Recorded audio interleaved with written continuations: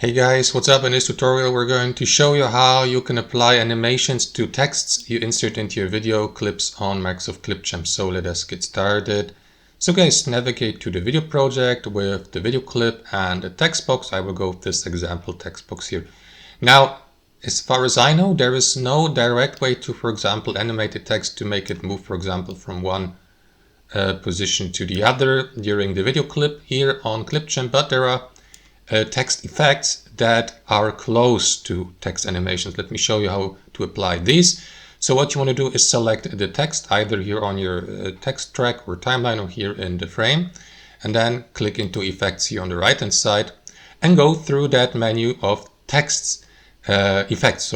So some of these may look like animations, for example a slow zoom, or for instance this zoom here. Down we got, for example, some of these here, diffusion.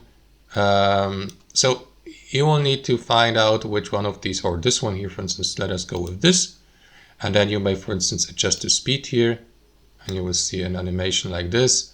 The amount, some of these animations can be played in loop, and that's how it would look like in the preview here, for instance.